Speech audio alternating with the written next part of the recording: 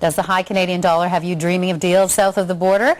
Well, before you hit the road this long weekend, travel expert Lauren Christie joins us with some advice, because, you know, we think about getting deals, and then all of a sudden everybody was running around saying, you know, last couple of days, wait a second, what can we bring back? How long do we have to stay? Exactly. You know, what are the rules? Exactly. The dollars are almost at par, but it hasn't changed any of the rules. So it's important to remember those rules if you're planning a big shopping bonanza. So there's actually a graphic we can show, which is the sort of allowances. Okay. So there's the tax-free and duty allowances that each person is allowed to bring back.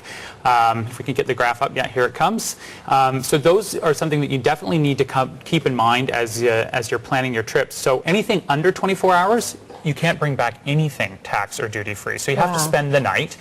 Keep in mind also, if you're looking at bringing back alcohol or tobacco, that doesn't apply for the $50 limit in 24 hours. You'll still have to pay on that. And if you're going to go down and plan on shipping things back, for the 24 and 48-hour limits, you actually have to have the things with you on your person. Only the 7 days can you ship things back. So people going down for the weekend aren't going to be able to take advantage of that. What about duty that you would have to pay on certain items and not on others? Yeah, that's something that's been getting a little bit more attention lately, which is interesting. So you have your allowable tax limits, which we look at there. That applies to the tax and the duty. Anything over and above that, you will have to be subject to taxes, but you may or may not be subject to the duty, and that's where things get a little bit interesting. We have another list of items which are typical that you will not have to pay duty on, which is great. It's a large item. At point of purchase. At point of purchase, you come across, you can bring all these things that you see up there across without paying duty, as long as they are made in a most favored nation. Now, that list is actually long as well. It includes Japan, China, and a lot of big manufacturing things. So chances are you're pretty okay there. And the other thing that's really nice is anything made in the U.S. or Mexico, because of our free trade agreements, almost everything you don't have to pay duty on. But again, this is where it gets a little tricky. So all of those things, okay, great, I don't have to pay duty on. But clothing, for example, if you're a big clothing shopper and you're going down to the States this weekend to buy lots of clothes and you don't think you have to pay things on it, you have to be a label checker. Because if it's made in the U.S., you're okay.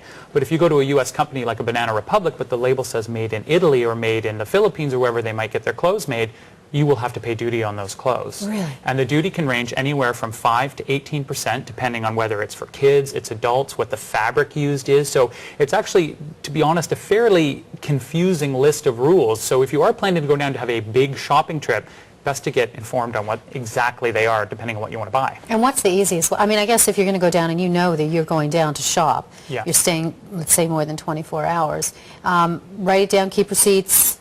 All of that. Bring everything with you. And there is we'll put it on the website, our Canada AM website. We'll put the info line. The website itself that they have to go through, the Canadian Border Services Agency, I actually find a little confusing, to tell you the truth. So to call the info line and say, this is what I'm planning to buy.